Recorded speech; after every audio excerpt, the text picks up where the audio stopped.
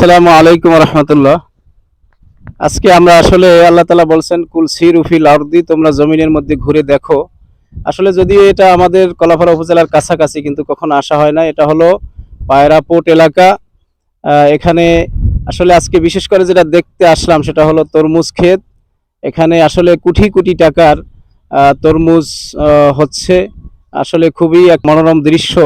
আমরা যদি একটু ঘুরে ক্যামেরা দেখাই, দেখবেন যে যতদূর যাচ্ছে সবই কিন্তু আসলে এভাবে তরমুজ ক্ষেত। কলাপাড়া উপজেলার ভিতরে এটাই তরমুজের সবচেয়ে বড় ক্ষেত। এখানে পায়রাপোর্টের এই যে আপনারা জাহাজ দেখতেছেন, এই পায়রাপোর্ট এলাকা এটা। আর যেটা আমি আসলে পরিচয় করাবো, যার সুবাদে আজকে আসা হলো, আমার বড় ভাই মোহাম্মদ তানবীর আহমেদ। আমার বড় ভাই গার্জিয়ানের মতো সবসময় আমাকে গাইড দিত। তাদের বাড়ি থেকে আমি 8 বছর থেকে লেখাপড়া করছি, মসজিদ ইমামতি করছি। আর এই হলো আমার বড় ভাই, এই তানবীর ভাই খালাতো ভাই। হ্যাঁ, আলহামদুলিল্লাহ। আমি বরিশাল থেকে আসছি, জি এটা দেখার উদ্দেশ্যে আসছি।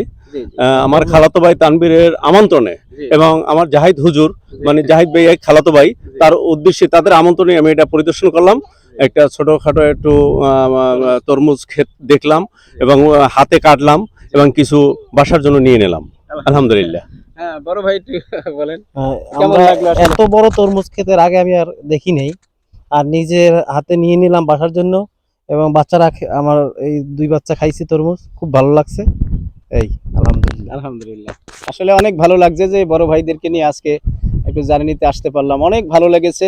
তা আমাদের সকলের জন্য দোয়া করবেন। আলহামদুলিল্লাহ, এই তানবীর ভাইয়ের আব্বা আম্মা আমাকে মা বাবার মতোই মানে গার্ড দিয়ে রেখেছেন। আসলে তারা দুঃখের বিষয় আজকে দুনিয়াতে নাই। তাদের রুহের মাগফিরাত কামনা করছি এবং আপনাদের কাছে দোয়া চাচ্ছি। আসসালামু আলাইকুম রহমতুল্লাহ। দাদা খালি নয়, বিশাল বিশাল জি, এই যে বড় বড় তরমুজ, এই যে তরমুজ দেখা যাচ্ছে, এই যে আরো আছে, যে আমরা ক্ষেত থেকে এগুলোই নিয়ে নিচ্ছি। হ্যাঁ, এবার অসংখ্য তরমুজ বোঝাই এখানে। আলহামদুলিল্লাহ। আলহামদুলিল্লাহ।